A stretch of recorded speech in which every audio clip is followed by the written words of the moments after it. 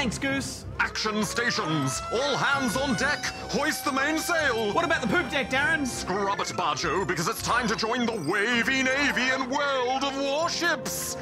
You'll find your hats under your chairs. What? Ah! Stylish.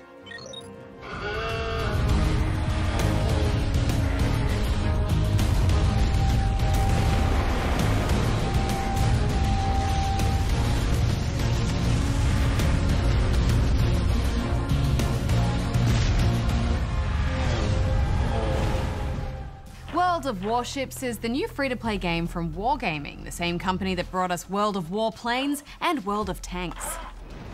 Two teams take control of World War II era fighting ships and battle to control the map and send their foes to Davy Jones's locker. Arr, arr, arr. There are 4 classes of ships. Fast but vulnerable, destroyers excel at sneak attacks. Battleships work best at long range, hurling high-caliber shells. Cruisers are all-rounders, and aircraft carriers are controlled via a real-time strategy interface, where you send your fighters and bombers all over the map. Group 3, engaging enemy. Arr! Every ship has a role, and if you don't know your role, you'll soon get that sinking feeling. Drive a battleship straight towards the enemy fleet, and the smaller ships will swarm out and torpedo you. You really have to think ahead, too. These ships are slow, and the maps are quite big, covering countless square kilometers. So you have to have a good idea of where you need to be 2-3 minutes into the future. Oh, indeed. It's a bit like a game of chess.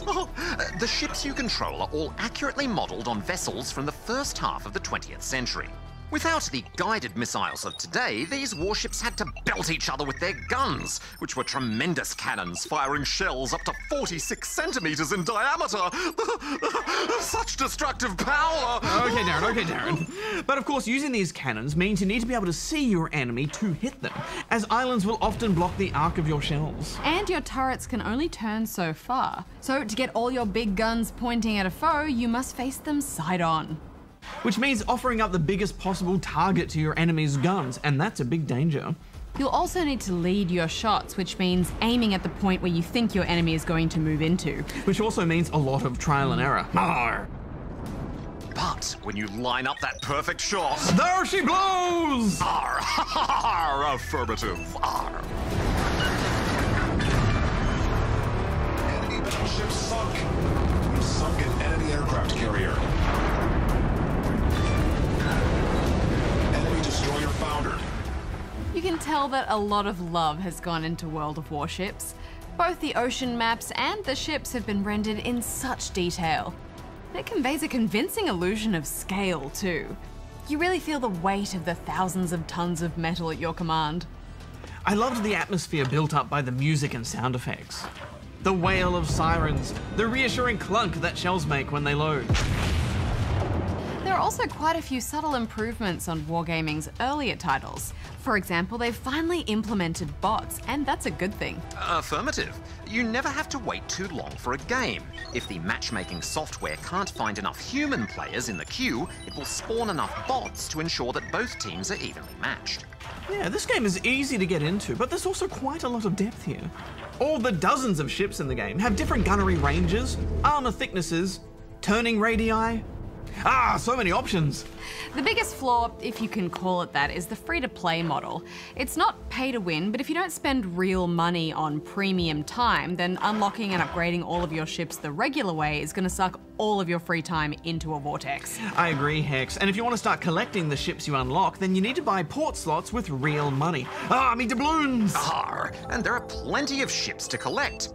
At launch, the game only boasted the American and Japanese tech trees, encompassing such iconic ships as the Midway, the Cleveland, and the mighty Yamato. And And now they've started rolling out the British Royal Navy and the mighty Kriegsmarine. The Krieg what now?